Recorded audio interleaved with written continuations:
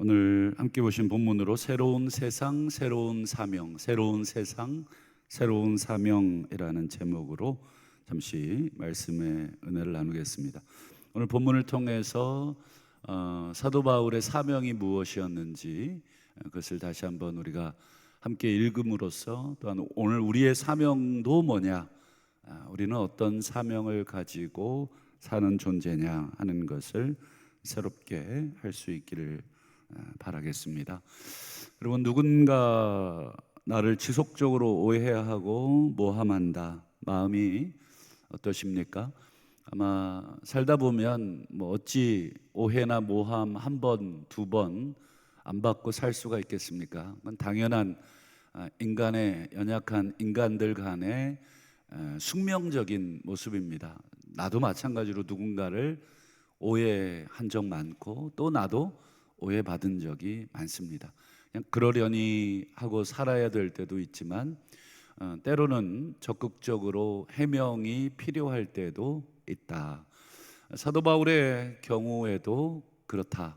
사도 바울도 열심히 자기 자신을 해명을 하죠. 그 이유는 자기가 개인적인 억울함 때문이 아니라, 개인적으로 너무 억울하다 이것 때문이 아니라, 자기가 전하고 있는 복음이 오해를 받기 때문에, 자기에 대한 오해는 곧 자기를 보내신 하나님에 대한 오해, 그리고 내가 전하고 있는 그 복음에 대한 오해까지 이루어지고 있기 때문에 바울은 적극적으로 자기 자신을 해명합니다. 그 전체적인 내용이 고린도 후서입니다. 그래서 고린도 후서를 읽어보면 지극히 개인적인 간증도 많이 나오죠. 그리고 자기에 대한 해명이 굉장히 많이 나옵니다.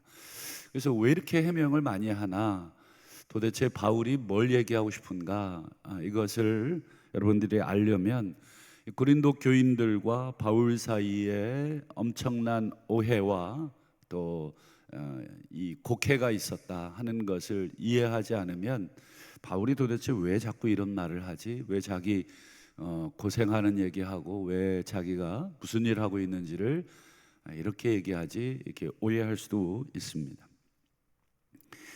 고린도 교인들은 바울과 그의 사역을 오해했고, 오해를 넘어서 도무지 바울이 하는 일을 이해하지 못했습니다. 도대체 이 바울 뭐 하는 사람이냐, 좀 완전히 자신들이 알고 있는 방식과는 전혀 다른 그 방식으로 일을 하고 있었기 때문에, 그래서 사도 바울을 미쳤다, 얘는 도대체 미친놈이다, 이렇게까지 표현을 한 사람들도 있었어요. 사도 바울이 그런 얘기도 직접 해명을 합니다. 우리가 미쳤어도, 우리가 만일 너희들 말처럼 우리가 미쳤다고 치자, 내가 미쳤다고 치자, 그래도 내가 미쳤어도 내가 주님을 위해 미친 것이다. 내가 미치지 않고 정신이 온전했다고 치자, 그건 너희들을 위한 것이다. 우리가 미쳤거나 아니면 미치지 않았거나, 너희들이 나를 미친놈이라고 그렇게 손가락질하고 오해를 해도 상관없다. 나는 주님을 위해서 그렇게 한 것이다. 그럼 도대체 바울은 왜 미친놈이라는 소리를 들어가면서까지 이렇게 살아갔느냐, 그게 중요한 이유가 되죠. 그것을 오늘 우리가 좀 풀어야 됩니다. 그래서 오늘 이 자신에 대한 오해를 이 편지를 통해서 하나씩 풀어가고 있는 중인데, 오늘 본문도 똑같습니다. 자신에 대한, 그리고 자신의 사역에 대한 이 미쳤다, 도대체 이해를 못한다, 왜 쟤는 저런 식으로 사역을 하지, 왜 저런 식으로 살지, 왜 사도인데 저런 모습이지 라고 하는 수많은 오해들에 대한 이 해명을 하고 있습니다. 여러분, 사도 바울을 이해하려면, 그리고 사도 바울이 하고 있는 사역을 이해하려면 뭘 이해해야 되겠습니까? 뭘 이해해야 사도 바울이 도대체 왜 저런 말을 하고 왜 저런 사역을 할까? 왜 자꾸 우리는 죽음을 짊어진다 그러고, 우리는 죽어야 된다 그러고, 예수 생명이 나타나야 된다 그러고, 그래서 고린도전서 5장 전체에 보면 뭐 죽음과 생명, 사망과 생명을 계속 얘기하면서 하늘에 있는 우리 장막을 덧입기를 원하고 이걸 벗어버리기를 원하고 뭐 이런 얘기들을 계속 하느냐. 바울을 이해하려면, 그의 사역을 이해하려면 여러분 딱 한 가지 이해하지 않으면 도무지 이해할 수 없는 것이 부활입니다. 부활. 바울에게 있어서 부활, 그리고 우리에게도 중요한 것이죠. 여러분, 부활 소망이 없으면 지금 왜 복음을 전하시나요? 왜 이렇게 우리가 죽도록 예수를 위해서 충성하고 있습니까? 부활을 빼놓고 내 사역을, 그리고 나의 존재를 설명할 수 있는 사람 한번 나와봐라. 그런데 설명할 수 있다, 그건 거짓말입니다. 그 사람의 그 설명은 다 거짓말입니다. 우리는 부활 때문에 우리가 죽을 고생을 하고 복음을 위해서 달려가고 지금도 마찬가지인 것이죠. 그래서 부활을 알아야 여러분 바울을 이해할 수 있고, 부활을 알아야 그리고 나 자신도 이해할 수 있는 것입니다. 그리고 앞으로 내 삶도 부활을 이해하지 않으면 앞으로 내가 어떻게 살아야 될지 정확하게 이해했다고 말할 수 없어요. 그냥 종교 생활은 할 수 있고, 그냥 관성에 젖어서, 타성에 젖어서 그냥 신앙생활은 그냥 이어갈 수 있지만, 내가 부활이 정확하게 뭔지를, 부활의 소망이 뭔지를, 부활의 권능이 뭔지를, 사도 바울이 아주 목 놓아서 외쳤던 게, 내가 이 부활의 권능을 알고 싶다. 나는 이 부활의 소망 때문에 지금 이렇게 쇠사슬에 매여 있다. 나는 이 부활의 소망 때문에 지금 로마로 압송 중에 있다. 바울이 지금 이 고생하고 죽게 된 모든 것에는 부활이 그의 전체를 흔들고 있기 때문에 그렇습니다. 그럼 과거에 바울에게 있어서 예수는 어떤 존재였냐면 거짓 메시아였어요. 바울이 예수를 거짓 메시아로 확신할 수 있었던 이유는 딱 한 가지입니다. 예수가 죽었다 하는 것입니다. 예수가 죽었다는 이유로 예수는 거짓 메시아. 왜냐하면 메시아는 절대로 죽어서는 안 되는 존재, 죽을 수 없는 존재이기 때문에, 죽을 수 없는 존재가 메시아인데, 예수가 메시아라고 자기를 드러냈는데 십자가에 죽었어요. 그러면 예수는 절대로 메시아일 수가 없어요. 그래서 예수 믿는 자들을 아주 담대하게 죽일 수 있었던 이유도 거짓 메시아를 추종하는 그런 사람들이기 때문에. 지금으로 말하면 여러분, 우리 뭐 신천지 따라가고 뭐 이단 따라가는 사람들, 여러분 우리가 막 욕하고 막 목숨 걸고 막 그들을 끄집어내려고 막 애를 쓰잖아요. 똑같은 이유입니다. 바울도 이단의 괴수, 이 죽은 놈을 왜 메시아라고 따르냐, 도대체 니네들 제정신이냐, 니네 하나님이 무섭지도 않느냐, 그렇게 해서 바울은 막 공문까지 손에 쥐고 다메섹으로 막 예수 추종자들 그 죽이는 게 하나님을 위한 일이라고 확신 곱하기 100, 당연한 것입니다. 뭐 조금의 의심도 없어. 내가 혹시 이거 하나님 뜻을 반대하고 지금 잘못하고 있는 것 아니야? 이런 생각 단일도 하지 않고 바울은 아주 담대하게 이 거짓 메시아 예수, 그리고 그의 추종자들 다 죽이는 것을 자기의 사명으로 알았습니다. 여러분, 우리가 한 가지 더 알아야 될 게 있어요. 그게 뭐냐, 바울 시대에 여러 파들이 있었는데 그 중에 뭐 여러분 사두개파도 있었고 바리새파도 있었고 뭐 에세네파도 있었고, 하여튼 아주 다양한 종교적 색깔을 가진 이 집단들이 다 모여서 하나님을 섬기고 있어요. 우리 뭐 장로교 있고 감리교 있고 침례교 있고 뭐 여러 이 교단이 있어서 하나님을 섬기고 있듯이, 예수님 시대에도 수많은 사상들을, 조금씩은 다른 사상들을 가진, 그 중에 사도 바울이 속한 파가 있죠. 어떤 파입니까? 그렇죠, 바리새파. 나는 바리새인 중에 바리새인이다. 이런 말 여러분 들어보셨을 텐데, 사도 바울이 속한 이 바리새파는 이 바리새파가 철저하게 신봉하고 있었던 게 뭡니까? 예, 부활입니다. 부활. 그래서 바울이 로마의 총독들 앞에 재판받을 때 이쪽은 바리새파, 저쪽은 뭐 사두개파, 섞여 있구나 딱 알고 있는 거예요. 이미 이 종교적인 색깔이 뭔지. 사도 바울이 제일 먼저 툭 던진 게 뭐예요? 나는 죽은 자의 부활 때문에 심판을 받고 있는 중입니다. 그랬더니 사도 바울 죽이려고 했던 이 바리새파 사람들이 바울이 부활을 믿어? 그러면 얘 우리 편이네. 서로 자기들끼리 다툼을 일으키는 그런 현상들이 사도행전에 기록되어 있죠. 그러니까 바리새파는 그만큼 철두철미하게 부활을 믿었어요. 그러면 바리새파가 믿은 부활의 핵심이 뭡니까? 그 내용이 있어야 돼요. 그냥 죽었다가 살아나는 것. 이건 뭐 3살짜리도 아는 내용이고, 여러분 바리새파가 믿었던 부활의 핵심적인 내용은 이것입니다.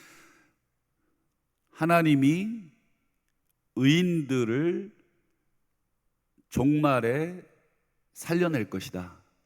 하나님이 의인들을 마지막 날에 살려낼 것이다.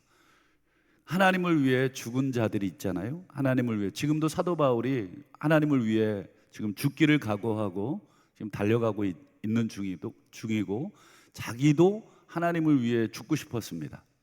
그래서 이유는 딱 한 가지. 하나님을 위해 죽은 사람들은 의인이고, 그리고 마지막 종말에 하나님이 그 의인들을 다시 살려낼 것이다. 그게 바리새파가 믿고 있었던 부활 사상입니다. 그런데 어느 날 바울이 공문을 손에 들고 이 거짓 메시아, 거짓 그리스도, 예수 추종자들을 잡으려고 담메색으로 가다가 누구를 만나냐면 예수를 만나죠. 예수가 어떤 존재였습니까? 십자가에서 죽어서 무덤에 들어간 존재가 예수였어요. 바울의 머릿속에는 예수는 거짓 메시아인데 지금 자기의 눈앞에 지금 예수가 나타난 것이죠. 여러분, 둘 중에 하나입니다. 지금 바울이 기력이 쇠해져서 헛개비를 보고 있거나, 두 번째, 진짜 예수가 죽었다가 살아났거나, 둘 중에 하나밖에 없는 것입니다. 그렇다면 바울이 본 건 헛개비가 아닌 것은 뭐 바울이 제일 잘 알겠죠. 내가 지금 헛개비를 보고 있는 게 아니다. 또렷한 인식과 분명한 이 육신적인 모습의 예수를 만나고 있으니까. 그렇다면 지금 자기 앞에 서 있는 이 예수는 죽었던 것은 분명한데 지금 헛개비로 살아난 게 아니라 진짜 육신을 가지고 살아났다. 그 예수를 내가 지금 만나고 있다. 그것은 바울에게 두 가지를 의미하는 것입니다. 첫 번째, 바울은 거짓 메시아가 아니고 진짜 메시아인가? 이게 첫 번째 바울의 머리에 든 생각입니다. 두 번째는 지금 죽은 사람이 살아났다는 것은 자신들의 신학 사상에는 그건 마지막 종말에나 일어날 일이거든요. 마지막 종말에나 부활이 있을 텐데 지금 예수가 죽었다가 살아났으니 지금이 마지막 종말인가? 이 두 가지가 바울의 머릿속에는 예수를 만난 그 순간 떠오른 것입니다. 지금 뭐지? 내 눈앞에 지금 죽었다가 살아난 이 인간은 뭐지?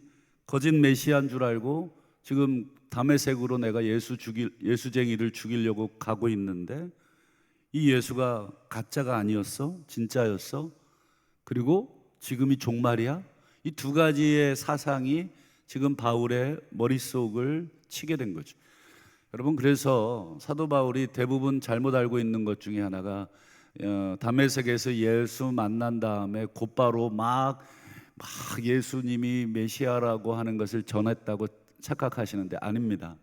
사도 바울은 아라비아로 내려가서 다시 성경을 연구합니다. 부활하신 예수를 만난 다음에 수년간 다시 창세기부터 다시 읽습니다. 도대체 하나님의 계획이 뭐고 이 예수가 죽었다가 다시 살아난 것이 어떤 뜻인가? 즉 예수님을 중심으로 성경을 다시 읽기 시작하면서 성경이 완전히 새롭게 열리게 된 것이죠.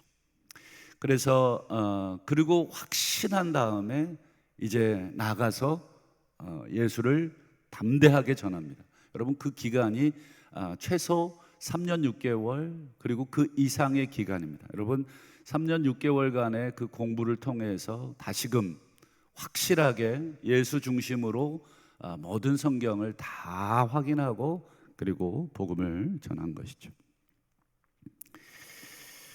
그래서 여러분 부활하신 예수를 만난 이후에 바울의 사람에 대한 그리고 메시아관에 대한 이해가 완전히 새로워집니다.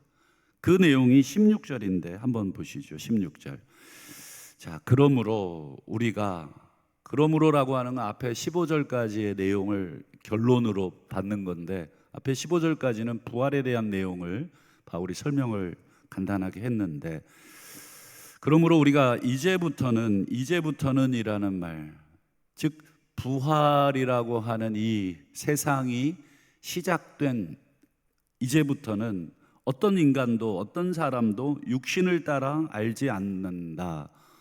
비록 우리가 메시아 그리스도도 육신을 따라 알았으나 이제부터는 부활하신 예수 그리스도를 만난 이후부터는 메시아도 그렇게 육신을 따라 알지 아니하노라. 지금 사도 바울이 16절에서 계속 강조하는 게 이제부터는 육신을 따라 이 말을 두 번이나 사람도 그렇고 메시아도 그렇고 과거에는 사람을 볼 때에 그리고 메시아를 볼 때에 육신의 관점에 따라서 사람도 보고 메시아도 봤다. 바울이 과거에 가지고 있었던 메시아관은 절대 죽어서는 안 되는 메시아관입니다. 그리고 그 메시아는 자신들에게 오셔서 정치적으로 군사적으로 지금 자신들을 압제하고 있는 로마를 물리치시고 자신들에게 다시 다윗과 같은 그 강성한 이 왕국을 이루어 주실 분, 이게 육신을 따라서 사도 바울이 알고 있었던 메시아관입니다. 우리도 여러분 신앙생활 하면서 예수님을 그렇게 이해하는 분들이 많죠. 예수 믿으면 뭐 복 준다며, 예수 믿으면 잘 되게 해준다며. 물론 그게 틀렸다는 거 아니고 그게 완전히 잘못됐다는 게 아니지만 여러분 그 관점에서만 예수를 이해하는 분들은 아마 성경을 놓치는 것이 많죠. 하나님의 뜻을 놓치는 것이 많습니다. 사도 바울도 부활하신 예수 그리스도를 만나기 전에는 사람을 육신을 따라서 메시아를 육신을 따라서 그렇게 이해했는데 그러나 부활하신 예수를 만난 직후에는 모든 게 다 새롭게 바뀌었습니다. 세상을 보는 바울의 눈이 바뀌었습니다. 어떻게 바뀌었습니까? 한번 여러분 유명한 말씀 이 고린도후서 5장 17절 한번 보겠습니다. 그런즉 누구든지 그리스도 안에 있으면 새로운 피조물이라 이전 것은 지나갔으니 보라 새 것이 되었다. 직역하면 이렇습니다. 누구든지 그리스도 안에 있으면 새 창조입니다. 바울이 부활하신 예수 그리스도 잠자는 자들의 첫 번째 열매가 되신 예수 그리스도를 보는 순간 바울의 눈에는 드디어 부활의 세상이 시작이 됐구나. 하나님께서 약속하신 새로운 세상이 시작이 됐구나. 그래서 누구든지 부활하신 예수 안에 있으면 새 세상, 새 창조입니다. 이전 것은 끝났습니다. 이제 새로운 시대가 시작이 된 것입니다. 그래서 여러분 지금 부활의 시대가 몇 년 지났습니까? 2000년이 지난 것입니다. 여러분 이게 보이십니까? 안 보이시면 다시 기도하셔야 됩니다. 안 보이시면 다시 성경을 읽으셔야 됩니다. 그래서 여러분 에베소서 1장을 읽어보시면 사도 바울이 기도합니다. 하나님, 우리의 마음의 눈을 열어주십시오. 사도 바울의 눈에 비늘 같은 게 벗겨지듯이 여러분 우리의 영적인 눈이 열리지 않으면 안 보인다는 것이죠. 그래서 사도 바울이 에베소서 1장 18절에서 눈이 열려지도록 기도하는데 어떤 눈이 열려지냐면 핵심은 이렇습니다. 나중에 집에 가셔서 에베소서 1장 18절을 한번 읽어보시면 핵심은 이렇습니다. 부활하신 예수님이 왕으로 지금 다스리고 계심을 보게 하옵소서. 그리고 예수님이 만물 위에 교회의 머리가 되심을 보게 하옵소서. 그리고 교회가 부활하신 그리스도의 몸이라고 하는 것을 보게 하옵소서. 이거를 볼 수 있도록 계속 영안을 열어달라고 에베소서 1장에서 바울이 기도합니다.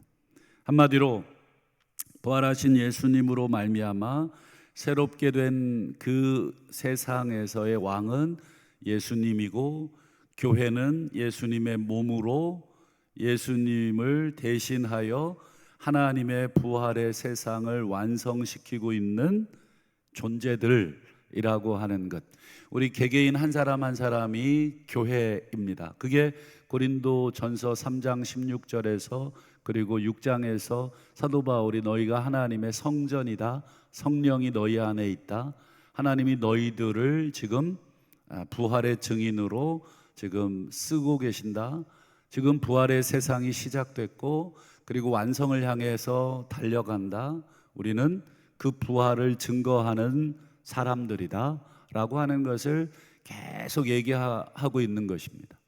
사도 바울이 지금 자기는 그런 사람이다 라고 하는 것을 말합니다. 이제 마지막으로 사도 바울은 이제 하나님이 무슨 일을 하고 있는지 그리고 나는 무슨 일을 하고 있는지를 이제 설명을 합니다. 우리 18절을 보겠습니다. 이게 중요한 결론인데 이 결론을 이해해야 오늘 21세기에 지금 언젠가 완성될 이 부활의 이 세상, 언젠가 끝이 오게 될 이 부활의 세상 속에 나는 무슨 일을 하며 살아야 되는지, 내가 돈을 버는 이유가 뭔지, 내가 이 지역교회 전주동부교회를 섬기는 이유가 뭔지, 내 자식들을 내가 낳고 키우는 이유가 뭔지, 내 직업을 가지고 있는 이유가 뭔지 그것을 이해하게 됩니다. 그래서 오늘 이 두 가지인데 첫 번째 1번은 하나님이 지금 무슨 일을 하고 있느냐를 이해해야 된다 하는 것입니다. 하나님이 그리스도로 말미암아 우리를 자기와 하나님과 화목하게 하시고, 하나님이 지금 예수를 죽이셨다가 다시 살리심으로 우리 인간과 세상과 화해하셨다는 거예요. 손 내밀었다, 손을 잡았다, 이런 뜻입니다. 그리고 두 번째, 그러면 우리는 무슨 일을 하는 사람이냐? 우리도 그렇다는 거예요. 우리도 하나님이 하신 일을 이어받아서 화목하게 하는 직분을 맡은 사람들이다. 우리도 화목하게 하는 일을 하고 있는 사람들이다. 그래서 바울은 자기 일을 오해하고 자기 사역을 오해하고 있는 교인들에게 이렇게 말합니다. 20절 볼까요? 그러므로 그리스도를 대신해서 내가 여러분들에게 간절히 청합니다. 너희는 하나님과 화목하십시오. 이 말의 전제는 뭐냐면 너희들이 지금 하나님과 아직 화목하지 못하고 있다 하는 것입니다. 어떻게 이렇게 감히 사도 바울이 뭐길래 이렇게 고린도 교인들이 하나님과 화목하지 않은지를 알 수 있는 것입니까? 이유는 딱 한 가지입니다. 사도 바울을 보내신 분이 하나님이잖아요. 그런데 지금 사도 바울과 고린도 교인들이 화목하지를 않아요. 그러면 누구와도 화목하지 않은 것입니까? 그렇죠. 하나님하고도 화목하지 않은 것입니다. 바울은 1000% 그걸 확신하고 있었어요. 여러분, 사도 바울은 단 1%도 하나님이 나를 보냈다고 하는 것을 의심하지 않았잖아요. 그렇기 때문에 나는 하나님이 보내신 사자고, 그리고 하나님의 말씀을, 복음을 전하는 그런 사자인데, 지금 자기 자신을 오해하고 있고 자기의 사역을 곡해하고 있고 비난하고 있는 고린도 교인들은 누구와 지금 원수지간인 것입니까? 그렇죠. 바울하고 원수지간이 아닙니다. 지금 바울 한 사람 미워하는 게 아니라 하나님하고 원수되고 있다는 것을 지금 고린도 교인들은 전혀 모르고 있다는 것입니다.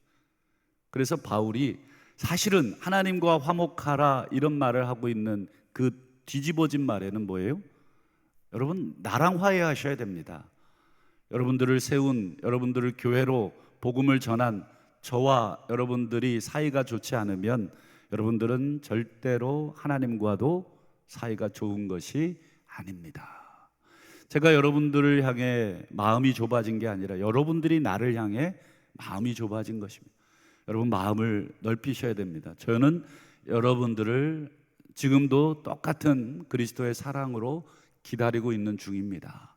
여러분, 마음을 여시고 나를 받아주셔야 됩니다. 나를 받는 것은 그저 인간 바울, 나를 받는 게 아니라 나를 보내신 분을 받고 영접하는 것입니다. 그게 예수님이 제자들을 세상에 보내면서 하신 말씀. 너희들을 세상이 미워하면 나를 미워하는 것이고, 세상이 너희들을 영접하면 나를 영접하는 것이다. 즉 예수님과 제자들을 똑같이 여기셨듯이 지금 사도 바울과 하나님은 똑같다는 것이죠. 사도 바울이 대단히 신령하고 대단한 사람이어서가 아니라 복음을 이 질그릇과 같은 자기의 육체에 하나님이 맡기셨기 때문에 이 사도 바울은 자기가 대단한 게 아니라 자기가 지금 품고 있는 예수님 때문에 그렇습니다. 여러분, 그리스도를 대신해서 사도 바울이 간청을 하잖아요. 그리스도가 여러분 어떤 일을 하셨습니까? 십자가에서 우리 누가복음 23장 34절, 아버지 저들을 용서해 주옵소서. 십자가에서 예수님이 이루신 사역은 화목 사역입니다. 용서 사역. 용서해달라는 것은 아버지와 인간 사이를 다시 화목하게 해달라. 내 피를 보시고, 아버지 내 죽음 보시고 인간에 대해서 용서하시고 인간과 화목해 주옵소서. 이게 예수님이 십자가에서 이루신 그분의 사역이다. 나도 그렇다는 것입니다. 내 사역도 여러분들을 예수를 전함으로 하나님과 화목해 하는 사역입니다. 여러분, 내가 여러분들과 화목하게 하는 사역을 하는 사람인데 여러분과 내가 화목하지 않다는 게 말이 됩니까? 하나님과 화목하라고 메시지를 전하고 있는 내가 여러분들과 불화하고 있다는 게 지나가던 개가 웃을 일 아닙니까? 너희들끼리나 화목해라. 예수 십자가 사랑 그런 거 전하지 말고 너희들끼리나 화목하고 너희들끼리나 용서 좀 해라. 이렇게 우리를 비웃지 않겠습니까? 그러니 여러분, 우리가 세상에 하나님의 용서를 전하기 전에 우리 서로 간에 이 사람들의 이간질에 우리가 노란하지 말고 나를 제대로 보시고 내가 하는 일이 무엇인지를 제대로 보시고, 저는 여러분들을 위해 목숨을 내놓은 사람입니다. 이게 사도 바울의 진심인 것이죠. 말씀을 맺겠습니다. 여러분, 복음이 진정으로 들어온 사람은 여러분 다른 사람하고 불화하는 것이 힘들어요. 하나님과 불화하는 것이 여러분 성도로서 얼마나 힘든지 아시죠? 예배도 안 드리고 기도도 안 하고 찬송도 안 하고 말씀도 안 읽고, 여러분 성도라면 여러분 그렇게 하나님하고 등진 채 몇 년이나 버티실 수 있겠습니까? 얼마 못 갑니다. 마음이 너무너무 괴롭습니다. 성도라면 복음이 우리 안에 들어온다면 우리가 당연히 하나님과 화목하려고 애를 쓰듯이 여러분 우리 교회는, 그리고 우리 성도는 여러분 용서와 화목을 세상에 보여주는 존재인 줄로 믿습니다. 오늘 하루도 우리가 만나는 사람들에게 여러분 이 화목해 하는 직분, 이 용서하는 직분 우리가 전하는 사람들임을 기억하고 다시금 그 사명 잘 감당하게 해달라고 기도하시는 오늘 하루가 되시기를 주의 이름으로 축원합니다. 기도하겠습니다.